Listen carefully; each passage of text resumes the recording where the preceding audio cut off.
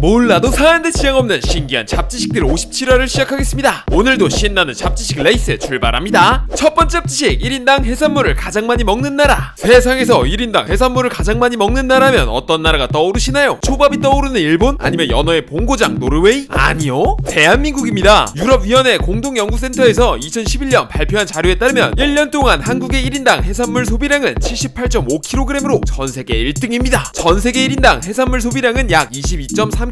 전세계 평균과 비교해보면 한국인이 해산물을 얼마나 사랑하는지 알 수 있겠죠? 앞으로도 1등을 계속 유지하기 위해 제가 더 열심히 먹어보겠습니다. 이 뭔 개소리야? 두 번째 잡지식, 한국 보물로 지정된 외국 유물. 제가 몇 가지 유물을 소개해드릴게요. 이 친구의 이름은 금제 감장보검. 이 친구는 고대 그리스 청동투구. 이 친구의 이름은 유리제대 부베이저. 딱 보기에도 외국에서 만든 것 같은 이 유물들 어떤 나라의 보물들일까요? 무려 대한민국입니다. 이 친구는 보물 제635호, 이 친구는 보물 제904호, 이 친구는 보물 제624호이죠. 그리스 청동투구는 1936년 베를린 올림픽 마라톤 우승자에게 수여됐던 유물인데 우리나라 선수였던 송기정 선수가 마라톤에서 1등을 하여 수여받은 유물이고, 다른 외국의 유물들은 외국과 한국의 문화교류를 통해 들여온 것일 확률이 높다고 하네요. 한국의 보물 중 외국의 유물들이 존재한다는 것 신기하지 않나요? 세 번째 잡지식, 외국에서 신기해하는 한국의 문화. 공중 화장실 출입이 무료라는 것, 식당에서 물을 무료로 주는 것, 빨간색으로 사람의 이름을 적는 것이 금기시되는 것, 해가 지나면 한 살을 먹는 기적의 나이 계산법, 숫자 4를 싫어하는 것, 그리고 드라마나 예능 프로에서 PPL이 아닌 제품을 테이프로 가리고 방영하는 것. 우리는 너무나도 당연하게 여기던 사항들이죠. 근데 외국인들은 방금 소개해드린 것들이 정말 신기한 한국의 문화라고 하네요. 어때요? 놀랍죠? 네 번째 잡지식, 세계에서 가장 빵이 비싼 도시. 서울의 물가 체감상 어떠세요? 저는 물건값이 비싸지면 조금 더 아끼면서 살다 보니 이에 익숙해졌는데 알고 보니 서울의 물가는 상상을 초월합니다. 이코노미스트 인텔리전스 유닛이 발표한 전세계 생활비 연구에 따르면 서울은 조사 대상 133개의 도시 중 미국의 뉴욕, 덴마크의 코펜하겐과 함께 세계에서 물가가 7번째로 높은 도시이죠. 이렇게만 봐도 물가가 엄청 높은데요. 근데 빵 가격이 진짜 소름 돋습니다. 빵 가격으로만 따진다면 서울이 1등이거든요. 서울의 빵 1kg 평균 가격이 15.59달러, 하나로 약 17,500원입니다. 세계 유수의 도시보다 비싼 것으로 조사되었죠. 세계에서 가장 비싼 빵을 먹는 도시 서울. 가격 좀 그만 올라. 다섯 번째 잡지식, 되댐될된. 되댐될된, 이거 없는 글자입니다. 됐어 해도 됨, 밥 먹어도 될까? 답 시간이 된 것 같아. 많이 헷갈리셨죠? 되댐될된을 글씨로 쓴다면 다 틀린 말이라고 할 수 있답니다. 여섯 번째 잡지식, 김씨는 가장 흔한 성씨. 대한민국에서 김씨는 엄청난 위용을 자랑합니다. 2015년 기준 1068만 9969명, 대한민국의 20% 이상이 김씨이죠. 그렇기에 한국에서 가장 흔한 성씨라고 불릴 수 있는데요. 신기하게도 외국인 우즈베키스탄이나 카자흐스탄에서도 김씨가 가장 흔한 성이라고 합니다. 이는 조선 말기 연해주로 이주했던 조선인, 고려인이라고 불리는 분들 때문입니다. 1937년 구소련 당국이 일본 첩자의 침투를 막는다는 명분으로 10만 명 이상의 고려인들을 우즈베키스탄, 카자흐스탄으로 강제 이주시켰고 그곳 현지 사회에 동화되었죠. 외국에선 직업, 지역 등의 이유로 성씨를 나누는 경우가 흔한데요. 그렇기에 많은 사람들이 속한 성씨의 비율이 1% 남짓이라고 할 수 있습니다. 하지만 한국의 성씨는 자신의 혈육에 기반을 두고 있죠. 그렇기에 타 성씨에 비해 압도적인 성씨 비율을 갖게 되었고, 카자흐스탄과 우즈베키스탄에서도 김씨가 가장 흔한 성이 될 수 있었던 것이죠. 김씨 외에도 이씨, 박씨 비율도 높다고 하네요. 외국에서도 자신의 뿌리를 잊지 않는 한국인, 저도 잊지 않겠습니다. 일곱 번째 잡지식, 성은이 망극하옵니다. 사극을 살펴보면 왕이 말하면 신하들이 성은이 망극하옵니다 전하, 통촉하여 주시옵소서 전하. 너무 비열했나? 이런 장면이 많이 나오죠. 하지만 과거에 이렇게 떼창식 대답은 하지 않았을 확률이 매우